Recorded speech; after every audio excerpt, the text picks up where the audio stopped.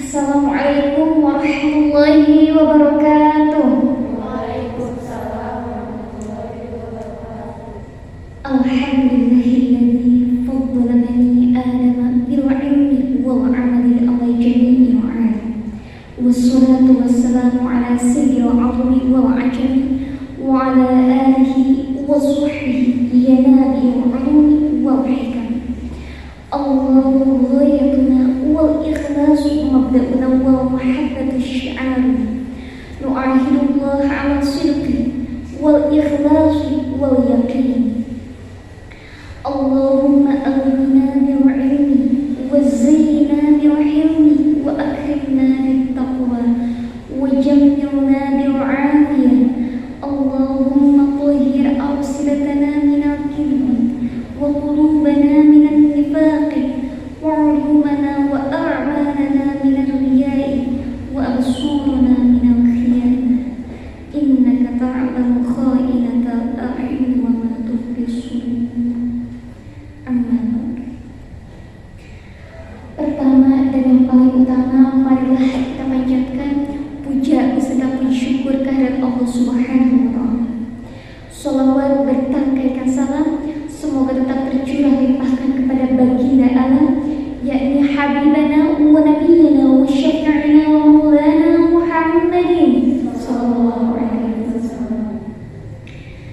Sebelumnya Ana ingin mohon maaf kepada teman-teman, kepada sahabat-sahabat semua. Tadi itu Ana di perjalanan, mobilnya itu mogok dan si bannya itu kempes. Jadi kita ganti kendaraan pakai motor. Jadi agak telat kesini, mohon maaf ya kepada Allah. Masya Allah. Yang Anda hormati Ketua Kamus beserta staf jajarannya, TIK, Teh Putri dan teteh-teteh lainnya ya, teteh-teteh Kamus. Semoga Allah muliakan dan semoga Allah istiqomahkan dalam melaksanakan dakwah bersama ini. Amin ya Allah ya Rabbal. Dan tak lupa sahabat pilar yang Anda cintai karena Allah. Sahabat pilar, kajian hari ini mengenai tentang behind rain, di balik hujan. Tapi Masya Allah hari ini cerah ya, cerah, Alhamdulillah cerah. Tapi lebih banyaknya kita menghadapi yang namanya hujan.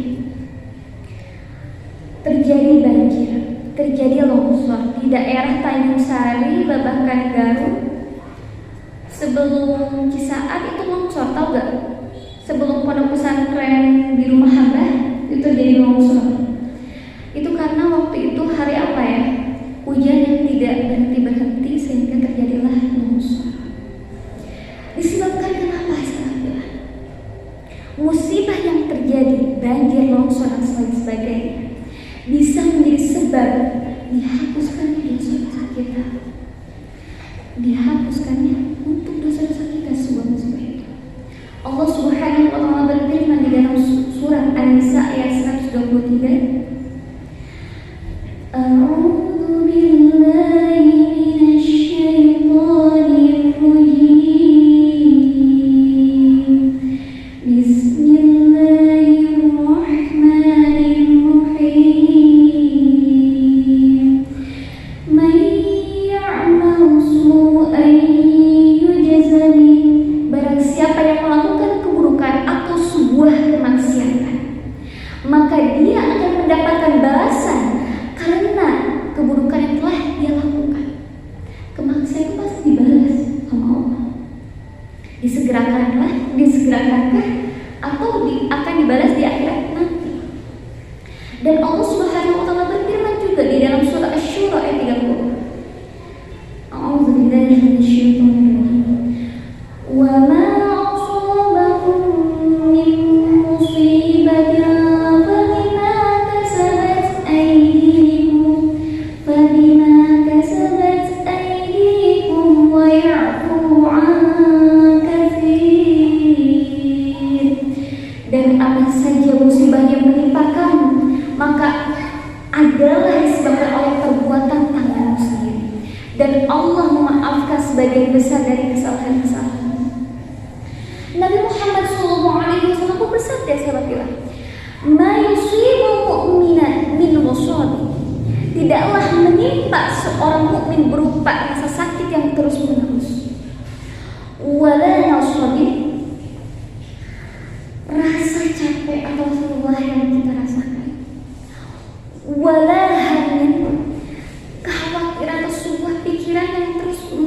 mengganggu pikiran kita, wala hazan, sesuatu yang membuat kita sedih karena kehilangan sesuatu, wala adzan, atau sesuatu yang menyakiti, hatta syaukatu yashaquha, sampai duri yang menusuk kita aja, illa kafarallahu biha min khotoya, melainkan untuk menghapus dosa-dosa kita. Jadi apapun yang kita rasakan itu ya, terjadi sebuah banjir, terjadi sebuah longsor itu, atau kita kena jarum aja, itu buat menghapus dosa-dosa kita sahabat. Insya Allah. Dulu kita kalau misalkan lihat banjir itu kan di televisi ya. Sekarang kita bisa melihat banjir itu ada di depan mata kita. Insya Allah. Subhanallah. Kita bisa melihatnya banjir itu ada di Sukabumi ya, sama longsor. Langsung selanjutnya sahabat, musibah yang terjadi pada saat ini bisa jadi adalah hukuman yang disegerakan, yang telah dijelaskan. Sebuah hukuman yang disegerakan. Nabi Muhammad SAW bersabda, "Idza aradallahu bi'abdihi al-khaira ajjala lahu 'uqubatan fid dunya, wa idza aradallahu bi'abdihi asy-syarra amsaka 'anhu bidzambihi hatta yuwaffa bihi yaumal qiyamah." Jika Allah menginginkan suatu kebaikan kepada hambanya, Dia akan segerakan hukumannya di dunia. Jika Allah mengehendaki kejelekan baginya, Dia akan mengakhirkan balasan itu di akhirat nanti, di hari pembalasan. Jadi itu sebuah kasih sayang Allah ketika Allah memberikan sebuah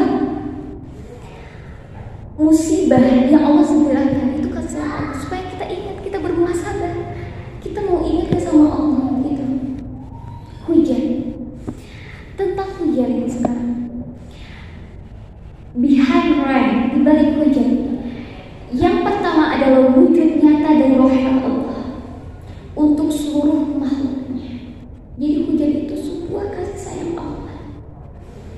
Allah Subhanahu wa ta'ala berfirman di dalam surat Asy-Syura ayat 28, A'udzubillahi minasyaitonir rajim.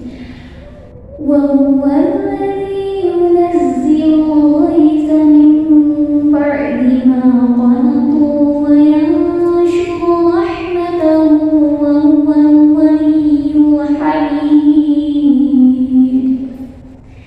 Dan Dialah yang menurunkan hujan sesudah mereka berputus asa dan menyebarkan rahmat-Nya, dan Dialah yang Maha Pelindung lagi Maha Terpuji. Sebagai kasih sayang Allah hujan itu. Bayangin kalau Allah nggak nurunin hujan sepanjang masa, sepanjang hari, tentu akan terjadi yang namanya masa-masa paceklik ya. Apa kalau misalkannya nggak hujan itu, kemarau yang berkepanjangan, tentu kita akan sangat kehausan, kita akan kekurangan air. Nauzubillah kalau misalnya sampai kayak gitu. Lalu yang kedua, hujan adalah rezeki bagi seluruh makhluknya. Allah Subhanahu wa ta'ala berfirman di dalam surat Az-Zariyat ayat 22. A'udzubillahi minasyaitonir rajim. Wa bis-samaa'i rizqukum wa ma tu'adun. Dan di langit terdapat rezekimu, terdapat pula apa yang dijanjikan kepadamu. Sahabat bilang, yang membutuhkan air itu bukan kita aja sebagai manusia, makhluk hidup lainnya, binatang-binatang, tumbuhan-tumbuhan, semuanya membutuhkan air. Itu sebagai rezeki untuk kita semua. Yang ketiga adalah pertolongan untuk para waliullah. Apakah kita bisa menjadi seorang waliullah? Bisa. Dengan cara apa? Dengan cara untuk terus mendekatkan diri kepada Allah. Waliullah itu apa sih? Kekasih Allah yang selalu ingin mendekatkan diri kepada Allah, yang selalu merasakan kemanisan ibadah, yang selalu merasakan kenikmatan ibadah. Jadi kalau misalnya ibadah itu gak hampa, bukan hanya untuk menggugurkan kewajiban saja, tetapi ada suatu kenikmatan yang luar biasa ketika melaksanakan ibadah. Bukan suatu paksaan, tetapi suatu kenikmatan yang luar biasa ketika melaksanakan ibadah. Itu itulah para wali-wali Allah. Allah Subhanahu wa taala berfirman di dalam surat Al-Anfal ayat 11. A'udzubillahi minasyaitonir rajim. إذ يغشيكم النعاس أمنة منه وينزل عليكم من السماء ماء ليطهركم به ويذهب عنكم رجز الشيطان وليربط على قلوبكم ويثبت به الأقدام.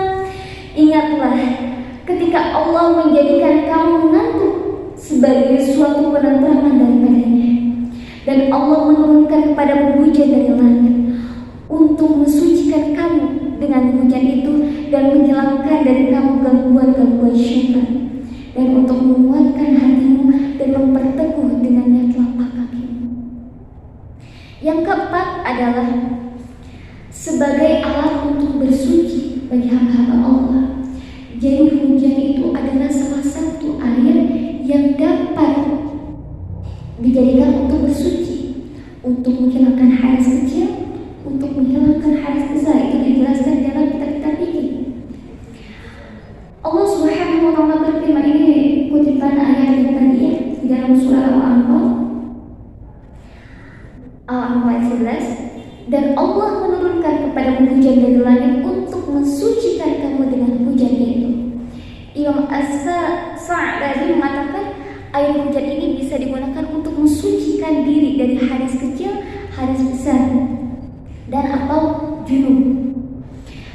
Yang kelima adalah permisalan akan kekuasaan Allah menghidupkan kembali makhluknya kelak pada hari kiamat. Jadi itu permisalannya kayak gini di dalam surat An-Nahl ayat 65. A'udzubillahi minasyaitonir rajim.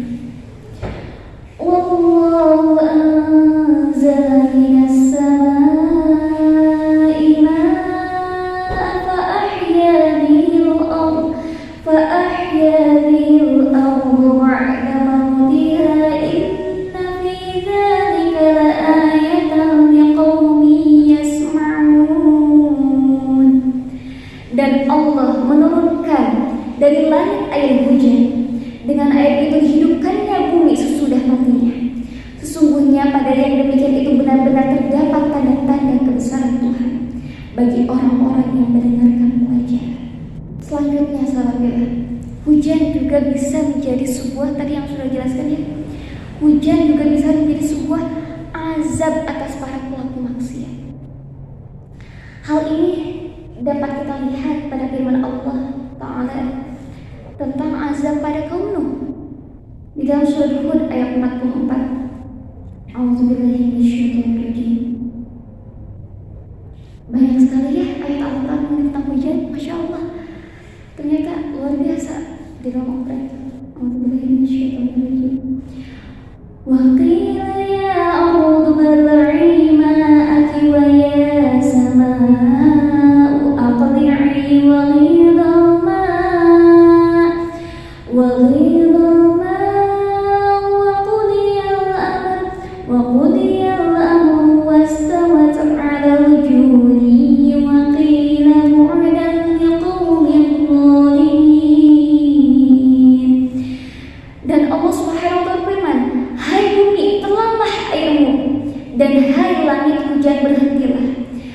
dan air pun disurunkan, perintah pun diselesaikan, bahtera itu pun berlabuh di atas bukit Judi. Dan dikatakanlah binasalah orang-orang zalim itu.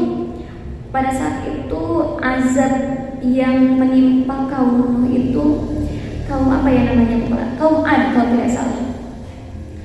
Itu ketika jadi kaum Nuh itu melihat di langit itu, wah, dengan girang gembira melihat langit, wah, ini akan hujan gitu. Ternyata itu adalah azab yang akan turun. Dan di dalam surat Al-Ahqaf ayat 24 dan 25, maka tatkala mereka melihat azab itu berupa awan yang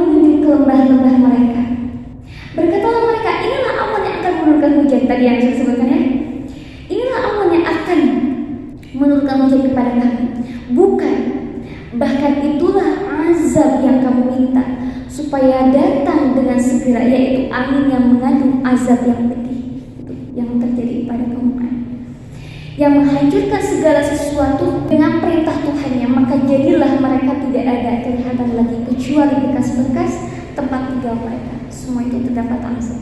Demikianlah kami memberi balasan kepada kaum yang berdosa.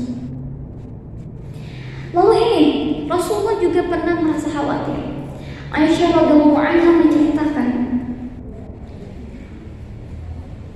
wa kana idza ra'a ghaiman aw rihan urfa fi wajhi.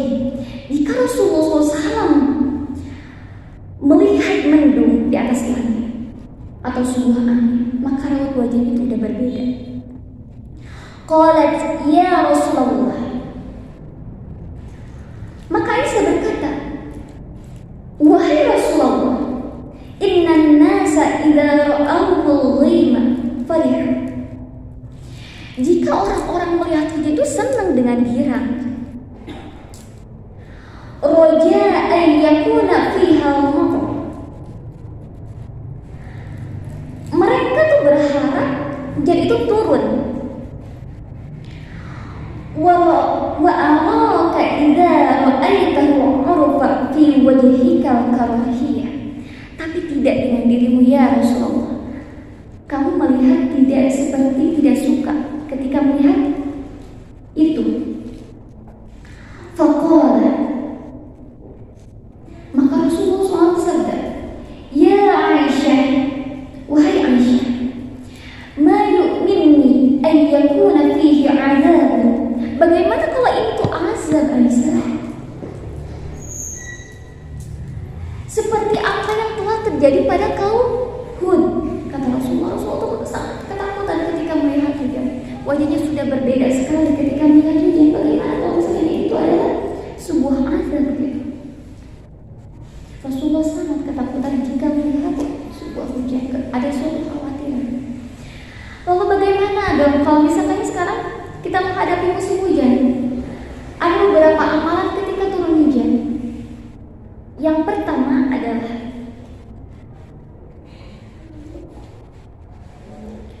keadaan Nabi Muhammad SAW tatkala mendung. Karena Rasulullah SAW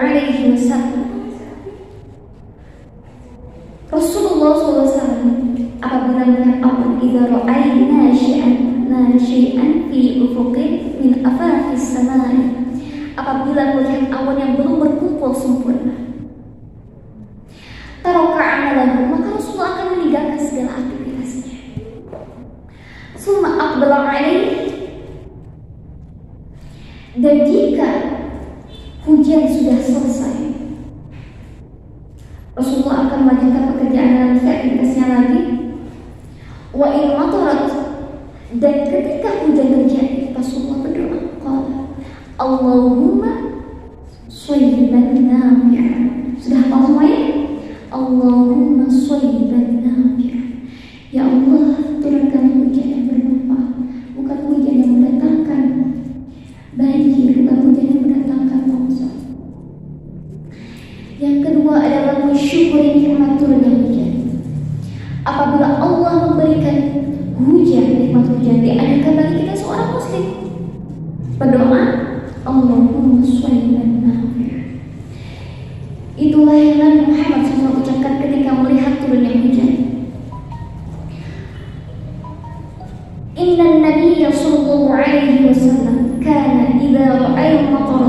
Ketika Rasulullah SAW melihat hujan, maka Rasulullah membaca Allahumma shayyiban nafi'an. Yang ketiga, turunnya hujan kesempatan terbaik untuk memanjatkan doa. Hujan adalah salah satu waktu diijabahnya doa. Jadi ketika hujan itu waktunya adalah yang paling tepat untuk berdoa. Ibnu Qutadah dalam Al-Mughni mengatakan, dianjurkan untuk berdoa ketika turunnya hujan, sebagaimana diriwayatkan bahwa Nabi Muhammad SAW bersabda, "Utlubus ijabat du'a 'inda salasati." Carilah doa yang mustajab pada pada 3 keadaan. Yang pertama, indal tiqa'i juyush. Yang pertama adalah bertemunya 2 pasukan. Wa iqamatis sholati, menjelang sholat dilaksanakan. Jadi antara azan dan iqamah itu adalah doa yang diijabah. Wa nuzulul ghaiz, dan saat turunnya hujan. Begitu juga terdapat di dalam hadis Sahal bin Sa'ad, beliau berkata bahwa Rasulullah SAW bersabda, "Sintani ma turaddani du'an 'inda al-nidai wa tahta al-matar." 2 doa yang tidak akan ditolak. Yang pertama adalah doa ketika azan, yang kedua adalah doa ketika turunnya hujan. Lalu yang keempat, ketika terjadi hujan lebat, Nabi Muhammad SAW suatu saat pernah meminta diturunkannya hujan. Rasulullah juga pernah berdoa untuk diturunkannya hujan. Kemudian ketika hujan turun, begitu lebatnya beliau memohon pada Allah agar cuaca kembali menjadi cerah. Allahumma hawalaina wa la alaina, Allahumma ala akami wal jibali wal zirabi wal butuni awliyati wa manabiti syiar. Allahumma hawalaina, ya Allah turunkanlah hujan di sekitar kami. Allahumma hawalaina wa la alaina, bukan untuk kerusakan. Ya Allah turunkanlah hujan ke dataran tinggi, gunung-gunung, bukit-bukit, perut lembah, dan tempat tumbuhnya pepohonan. Nah, ketika hujan ini Rasulullah memohon seperti itu. Jadi hujannya itu bukan meminta hujan, bukan untuk hal yang takutnya ini azab gitu ya. Introspeksi diri kita, karena dosa-dosa itu menyakiti alam, dosa-dosa itu menyakiti bebatuan, dosa-dosa kita itu menyakiti alam semesta ini. Makanya kenapa selalu ada musibah? Itu terjadi daripada kemaksiatan-kemaksiatan yang telah dilakukan. Semoga kita bisa terjemah dari seluruh perbuatan maksiat sahabat. Walaupun Allah kira sendiri belum menjadi seorang yang bertakwa sama Allah, tapi kita akan sama-sama untuk menjadi seorang muslimah yang sholihah, yang berakhlak karimah, supaya kita akan tahu ya bahwa tempat kita kembali itu yaitu di akhirat. Bahkan kita tahu sendiri. Yang paling viral, Vanessa Angel, beliau nggak tahu kapan beliau meninggal. Kalau beliau tahu pada hari itu dia meninggal, pasti dia akan udah aja di rumah gitu ya, di rumah dan bertobat sama Allah. Tapi dia nggak tahu dia akan meninggal. Kullu nafsin dha'iqatul maut, setiap yang hidup pasti akan merasakan namanya matinya. Semoga kita bisa diakhiri dengan husnul khatimah. Kita nggak pernah tahu ya sahabat ya, kapan kita meninggal dunia. Karena kita juga tahu bahwa tempat kita kembali itu adalah di akhirat. Jadi yang harus kita lakukan adalah terus bertakwa sama Allah. Karena sebaik-baiknya bekal adalah takwa. Taat akan perintah Allah dan menjauhi segala apa yang Allah larang. Dan itu memang sulit, itu berat sekali. Kita akan sama-sama berusaha untuk menjadi seorang muslimah yang bertakwa, agar apa yang Allah berikan juga bukan siksaan. Kita memang tidak pantas berada di dalam surga Allah, tapi kita juga tidak akan pernah mampu merasakan panasnya api neraka ya sahabat. Masya Allah, luar biasa kalau ngomongin kematian. Kita bisa lalai karena kita lupa mati. Kita cinta dunia karena kita lupa mati. Itu, Masya Allah, mengambil berkah dari air hujan. Kembali lagi kepada hujan. Mengambil berkah dari air hujan sahabat. Anas bin Malik radhiyallahu anhu berkata, kami pernah kehujanan bersama Rasulullah SAW. Lalu Rasulullah SAW menyikat badannya hingga terguyur hujan. Jadi sengaja gitu dibanjurkan apa ya, diguyurin gitu, sengaja diguyurin ke badan beliau. Karena apa? Lianna hadithu ahdi bi Rabbih ta'ala. Karena hujan ini baru saja Allah ciptakan, baru diciptain banget gitu. Jadi ini adalah sebuah keberkahan dari Allah. Dan keberkahan itu apa? Ziyadatul khair, akan terus menambah-nambah suatu kebaikan. An-Nawawi menjelaskan makna hadis ini adalah hujan itu rahmat, sebuah kasih sayang Allah, yaitu rahmat yang baru saja diciptakan oleh Allah Subhanahu wa ta'ala. Oleh karena itu Nabi Muhammad SAW bertabar mengambil sebuah berkah dari hujan. Dan hal yang mencari berkah dari air hujan dicontohkan pula oleh sahabat Ibnu Abbas. Dia berkata, "Annahu kana idza amtara fis-samaa'i yaqul." Apabila turun hujan, beliau mengatakan, "Wahai jariyah, keluarkanlah pelana juga bajuku." Lalu beliau mengatakan firman Allah di dalam surat Al-Qaf, di dalam surat Qaf ayat 9. A'udzubillahi minasyaitonir rajim. Wa nazzalna minas samaa'i ma'an mubarakan. Dan kami menurunkan dari langit air yang penuh barakah, yang penuh manfaat. Masya Allah, ini Allah luar biasa sekali menurunkan ayat Al-Quran mengenai tentang hujan itu banyak sekali ya. Dan dianjurkan berwudu dengan air hujan. Tadi sudah dijelaskan bahwa di dalam kitab fikih pun dijelaskan bahwa air hujan adalah salah satu air yang dapat dijadikan untuk berwudu, menghilangkan hadas besar dan menghilangkan hadas kecil.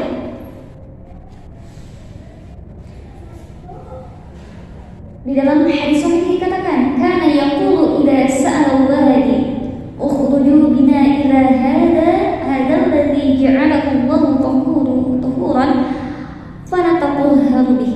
Apabila air mengalir di lembah, Nabi Muhammad SAW mengatakan, "Keluarkanlah kalian bersama kami menuju air ini yang telah dijadikan oleh Allah sebagai alat untuk bersuci." Dan janganlah mencela hujan. Ini sering terjadi ya, hujan. Ini pakaian belum kering-kering, hujan lagi. Aduh, ini mau berangkat keluar gak jadi lagi karena hujan. Kadang kayak gitu ya. Kurang sih hujan wae ya teh. Gitu. Jangan mencela hujan. Dalam Al-Quran surat Qaf ayat 14. Ma yalfizu min qawlin illa ladayhi raqibun atid. Raqibun atid. Ingat, ketika kita bilang, "Aduh, hujan lagi." Hujan siapa? Hujan itu adalah yang dikehendaki oleh Allah. Raqibun atid. Jangan salah, ada penulis, ada malaikat raqib dan atid yang menuliskan amalan-amalan kita. Jadi hati-hati kalau berbicara itu. Kita mencela hujan misalnya, di pinggir kita selalu ada malaikat yang selalu mengawasi kita. Nabi Muhammad SAW telah menasihatkan kita agar jangan selalu menjadikan makhluk yang tidak dapat berbuat apa-apa sebagai kambing hitam jika kita mendapatkan sesuatu yang tidak kita sukai, apapun itu ya, bukan cuma hujan doang. Misalkan kita kesenggol apa gitu yang dimarahinnya, yang beda matinya gitu ya, atau anak kecil misalkan anaknya jatuh, pukul ini, misalkan dia kejeduk, pukul ini, pukul mejanya, mejanya nggak sama apa-apa. Jadi jangan menyalahkan sesuatu hal yang tidak, jangan menjadikan kambing hitam sesuatu hal yang nggak bisa apa-apa. Hujan, angin dan lain sebagainya yang mendapatkan sesuatu yang kita tidak sukai. Seperti beliau melarang kita mencela waktu dan angin, karena kedua makhluk tersebut tidak dapat berbuat apa-apa. Dalam sebuah hadis qudsi Rasulullah SAW bersabda, hadis qudsi itu apa? Hadis qudsi adalah sebuah firman Allah yang Allah sampaikan kepada Nabi Muhammad SAW di dalam mimpi. Itu adalah hadis qudsi. Contoh daripada hadis qudsi itu apa? Qala Allah Ta'ala, qala Rasulullah SAW. Jadi hadis qudsi itu adalah sebuah firman Allah, tapi bukan Al-Quran. Firman Allah yang disampaikan kepada Nabi Muhammad SAW. Qala Allah Ta'ala, yu'zi yasubbud dahra wa anad dahra biyadil amr uqallibul laila wan nahar. Manusia menyakiti aku. Ya Allah, kadang kita memang menzalimi Allah. Dia mencaci masa waktu, padahal aku adalah pemilik dan mengatur masa. Akulah yang mengatur malam dan siang menjadi silih berganti Allah. Kita sering zalim sama Allah ya. Kita sering lalai sama Allah. Kita sering berbuat maksiat. Kita lupa sama Allah. Bahkan dalam sholat aja kita sampai lupa sama Allah. Kapan kita sering ingat sama Allah? Sedetik saja kita lupa sama Allah, itu adalah sebuah penyesalan yang besar di akhirat Allah sama kita.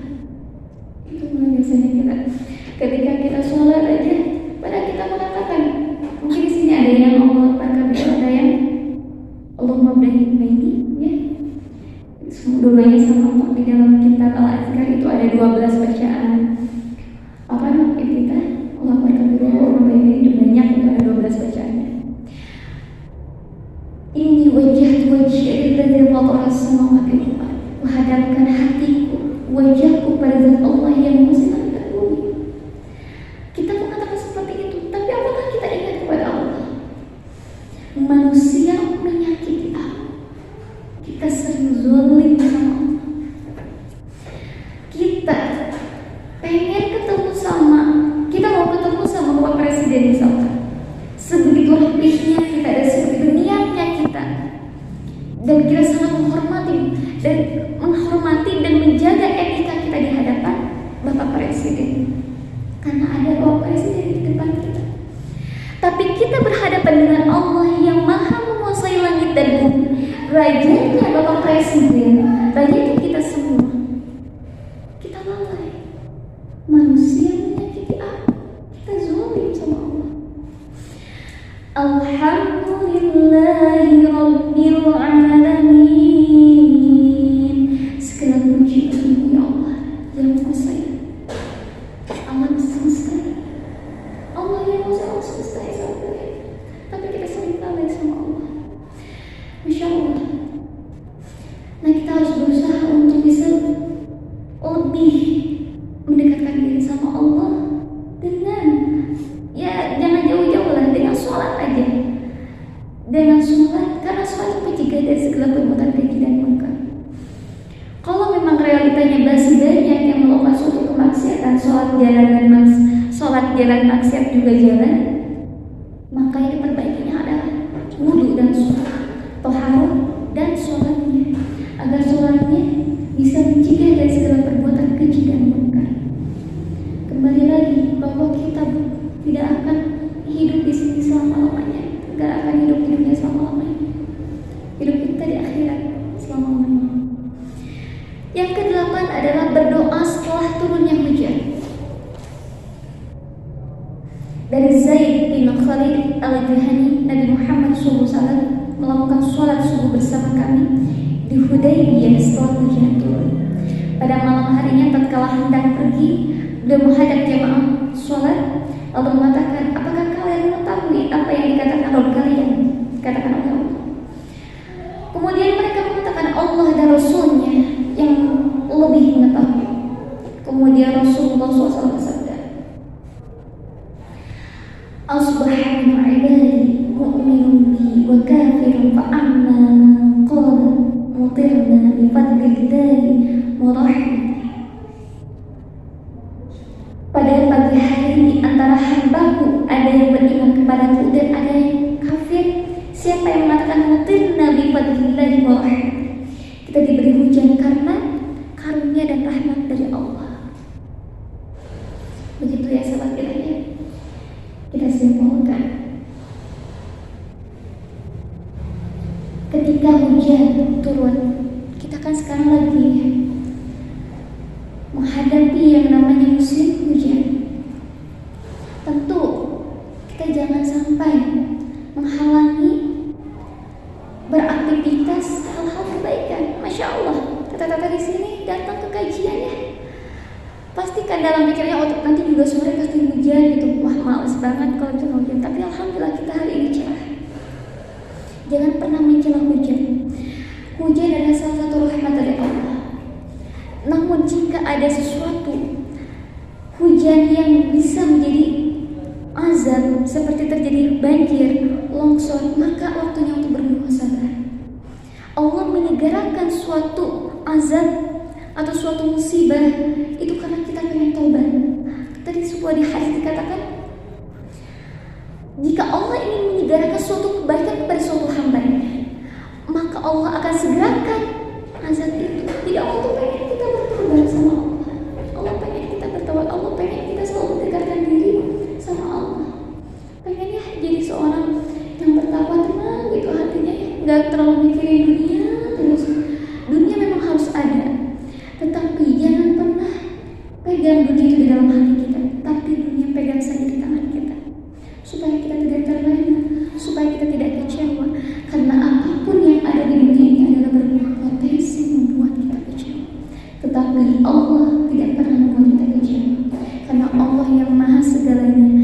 Coba, yang kita butuhkan itu hanya cinta Allah. Kalau Allah udah cinta sama hambanya, Allah pasti akan memberikan apapun yang hamba inginkan.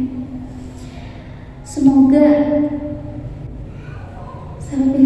semoga kita bisa berkumpul sama-sama di surga ya. Walaupun Allah apakah anak itu akan menjadi seorang ahli surga atau tidak, tetapi tolong tanyakan sendiri kepada Allah, jika anak tidak